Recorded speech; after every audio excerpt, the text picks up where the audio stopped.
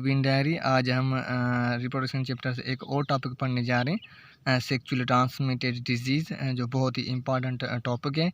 और previous lecture में मैंने आपको बताया था फीमेल रिप्रोडक्टिव साइकिल के फेजेस भी बताए थे, एक्सप्लेनेशन के साथ बताए थे।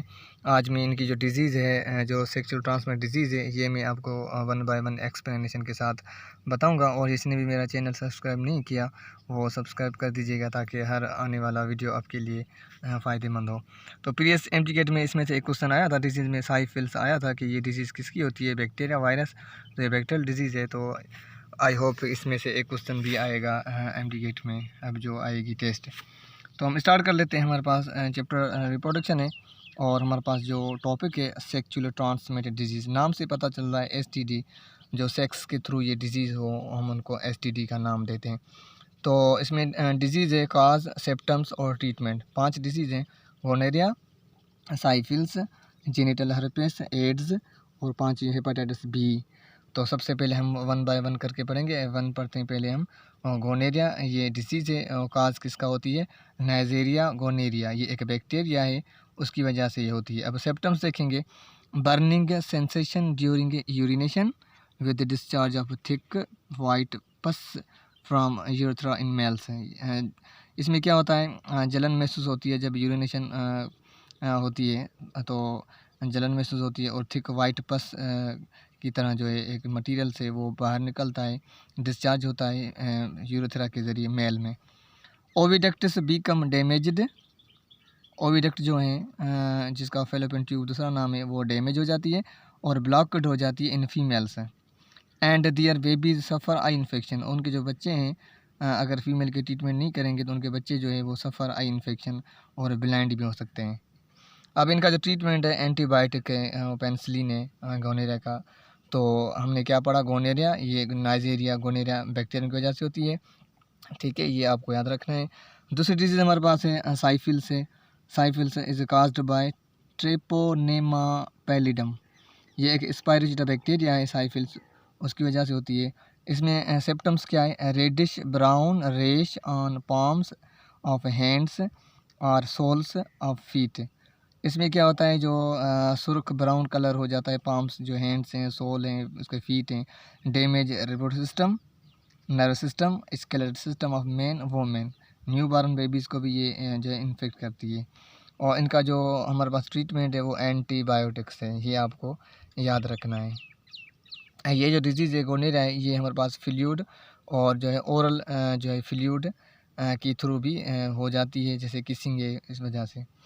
यहाँ पे साइफिल्स भी मैंने आपको बता दिया है। और यहाँ पे अब थर्ड डिजीज़ हमारे पास जेनिटल हर्पेस। नाम से पता चल रहा है, जेनिटल का मतलब है कि जेनेटिकल ऑर्गन से होते हैं, मेल फीमेल में। पेनिस वैजाइना जो हमारे पास है ये जेनिटल ऑर्गन्स हैं। तो जेनिटल हर्पेस किस वजह से होती है, इसका काज क्या है, हर्पेस सिम्प्लेक्स एक वायरस है, उसकी वजह से होती है। सिम्पटम क्या है, painful blisters and ulcers on and around external genital organs of man and women. इसमें क्या होता है कि पेनफुल ब्लिस्टर्स जैसे छाले भर जाते हैं या उसमें जो ज़ख़म हो जाते हैं जो एक्सटर्नल जेनिटल ऑर्गन्स हैं उसके जो है इर्द गिर्द। तो एक्सटर्नल जेनिटल ऑर्गन्स कौन से हैं, मेल में वो मेन में कौन से हैं, पेनिस है, और हमारे पास जो स्क्रोटम है, वो मेन में वैजाइना है, तो उनको बोलेंगे एक्सटर्नल जेनिटल ऑर्गन्स। तो ये इन्फेक्शन बेबी में भी उनका हो जाता है, ये भी पॉइंट आपको याद रखनी है। इनका जो ट्रीटमेंट है हमारे पास जो है जेनिटल हर्पेस का एंटीबायोटिक्स हैं।